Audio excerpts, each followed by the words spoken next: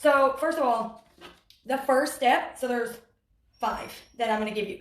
So number 1 is going to be get out some paper and a pen. And I'm not talking about get out your iPhone and type a message, okay? I'm saying paper and pen, and make sure that you write. What you start writing is all of your good qualities. All of them. Every single good quality that's about you, that you have, that you like. Not that you think so-and-so might like, or leave out one that you think other people wouldn't like. Whatever it is about you that you like, fill that page up as much as you possibly can, and don't tell me that you don't have any good qualities. Please don't even try that, okay? Don't, because we all know that you do. Please don't go there, okay? You have good qualities, write them down.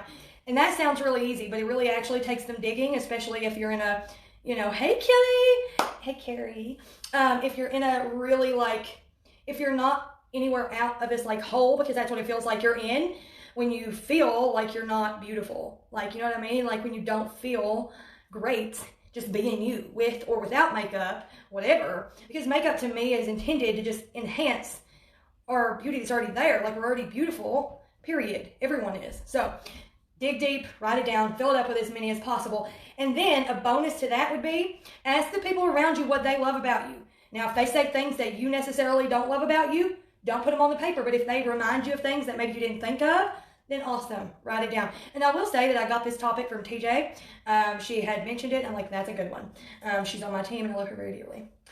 Yeah, easy one, super easy, exactly. It could be, I love how I make eggs, okay? It could be, I love how awesome I am at picking out my outfits, because I'm not good at that. I love how good I am with phones. I love my hair and how whatever it is, or I love whatever. I love how loving I am, or how responsible, whatever it is about you, from physical to everything, put it down on paper. And it's going to be a lot. So write it down, because everybody has a lot. Okay, so number 2. And this one sounds really easy. It's 4 words, but it's probably one of the harder ones. And it's be easy on you. And I know a lot of you are women. Probably all of you that are watching right now are women. And as women, I feel as if we are harder on ourselves than men and than we ever should be. Whether it's Hey Joe, whether it's moms, whether you're not a mom, whatever, women are so hard on themselves. They try to do all the things, and they got to be great at all the things. And no, that's not even human, right? It's not. And so be easy on yourself. If you have something to do today, focus on that one thing, okay? The laundry can wait. The dishes can wait. The kids' baths can wait one more day if they need to. You know what I'm saying? Don't try to do all the things, and don't pick on yourself. Don't. If you wouldn't let somebody else talk to you that way, and if you do, there's a problem. There's a problem. If you would not let somebody else talk to you the way that you do, you need to work on that, okay? And we'll talk about that in a second. The next one is release these what's the word? Release these expectations that you see on social media and magazines and TV, whatever, because it's not real. That is not what women, men, or anybody actually looks like, okay? Nobody. Unless you see them on a video that is unedited, like this, a live video with 0 editing, then it's probably not real, okay? In most cases, especially Instagram, people are pretending. It's pretend. And magazines show you that pretend. TV shows you that pretend.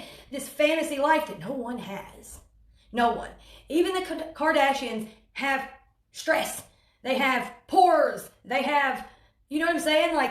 There's no reality of this perfect thing that you're comparing yourself to.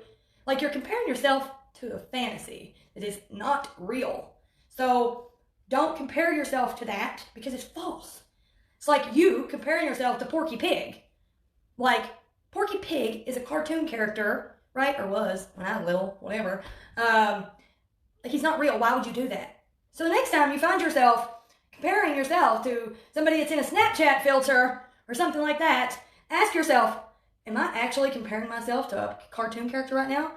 This is the equivalent of me comparing myself to a drawn-up cartoon. Because, honey, the Facetune app is real. These makeup artists that you see, James Charles, all these people, they Facetune. That is why I try to be so real with y'all. And that's why a lot of times too, when you see people who do sell makeup or skincare or other things, and their skin isn't like perfect, because the makeup's not going to change what's underneath your face. Like your skincare has to be first. But when you see somebody whose makeup actually looks good in person, you're shocked. Like, oh, I thought that was just pictures. Or when you get the makeup and you put it on yourself and it's not perfect, you're like, wait, what? No, it doesn't work like that. We're all people. And if you expect your face to look like Facetune, you probably should just use the app. But I highly don't recommend that. If you need to edit what your face looks like, you need to go back to step one, okay? Because God made you the way you are, and you are perfect. You can add makeup and enhance the things you already have. I'm all for that, as long as it's not to try to make an ugly thing pretty, because that's not what we're doing here, okay? Understand that. All right, so now, here's the next one. Sometimes it takes going to the mirror over and over and over and over and over and over and staring at it and talking to yourself and getting real with yourself. If there's something, thank you, Sarah, for sharing so much. Sarah Spence, you're awesome. But if there's something that you do want to change about your body, I'm not telling you if you want to get healthier not to do that. I'm saying go talk to yourself in the mirror, look yourself dead in the face, and say, why do I want to do this? Why is it that I do this? Why, whatever. And find out. You want to work out? Rock it out. But if the only reason you want to work out is to look like some perfect person that's been made up in your mind, then don't do it. You know what I'm saying? So get real with yourself and know that women have, we transform in so many different ways. Okay, we are like superheroes, legitimately. Our bodies do some awesome things. But as we age, it also changes to adapt to those things that could possibly happen because we're women, okay? Your face, gravity is going to fight you forever. If you're waiting on it to be perfect one day and wake up, if you think a skincare system is going to Facetune you, you're struggling. Like, it's not going to happen, okay? If you want to get Botox or filler, you need to ask yourself why. I'm not opposed to it. I'm not. If you want to do it for you 1,000% for you, you're already good with yourself, you think that'll make you better, do that. I am not opposed to it. But if the only reason you're doing it is because you think that you're some kind of less than unless you do, or that you want to fit some kind of part or play some type of role, then don't do it. So go to the mirror over and over and over again if it takes that, and get real with yourself and find out exactly what you want, what you love, what you might could work on, or if you're happy completely 1,000%, go you, okay? If you got stretch marks, there's cream for that if you want to get rid of them. But here's the thing, I've had these stretch marks on my legs for my whole life. Like, I've had these huge legs forever. The only stretch marks I ever cared to get rid of were right here, and I got rid of them because I didn't like them, okay? The ones on my legs, though, I've never got rid of them because they don't bother me. They're there, right? And it was my decision. I chose to consistently do the thing. You know what I'm saying? You get to choose, so choose. Okay, so now, the last thing that I'm going to say, hey, Vicki, the last one that I'm going to give you right now is just going to be redirect those negative thoughts. And so we have this thing on our team that Michaela and all of us, we come up with a person. It's our alter ego. And, well, that person is always against us, right? And basically they tell us all these negative things like, nobody wants to hear what you got to say. Oh, gosh, your hair looks ugly. Oh, gosh, why can't you look like so-and-so? Oh, gosh, nobody cares if you're going live 12 days. Oh, my gosh, nobody's going to buy from you. No, my gosh, nobody wants to be your friend. Like, all these things that little thing wants to tell you. Your husband doesn't think you're pretty anymore. Your spouse, whatever, they're not attracted, like all these things that it feeds your brain, okay? And when you know, you have to be conscious of it or it will ruin you. You have to be aware of what you're thinking or it will ruin you. You will find yourself in a place so dark that you may think that you'll never come out, because I've been there. And what's insane is, it's stories that we make up in our own heads. So, give that alter ego, that negative person, that negative extra person that we carry in our heads, name them. See what they look like. What do they look like? What are they wearing? And then notice what you're thinking. Notice what you're thinking. When you think bad things about you or make up stories about whatever, yep, Michaela's is Veronica, right? And mine is Michelle Parrish, which is actually who I was at one point. Obviously, that's my maiden name. That's who mine is, right? So you have to, you name them. You recognize that they are there, and you're going to fight them. Help have other people, like our team. Like my sister, we were on a Zoom call last night. Michaela said something. I don't remember what she said. And my sister said, tell Veronica to shut up, because we all know each other's person's name. And we're like, chill. We call it out when we hear it or when we see it, because we know. We get it. Like, we're all women here. You get it. So if you need somebody else to help call them out for you, great. Tell them what the name is, and when they hear you say something that you're not consciously thinking about, they can help you call it out and redirect those negative thoughts. And another way to do that also is when you hear yourself saying something bad, like, oh gosh, I really hate my teeth. I drink too much coffee, smoke too much, whatever it is, they're gapped. I've got some missing over here. Okay? I wish my teeth were like somebody's. I'm not going to say anybody's name, okay?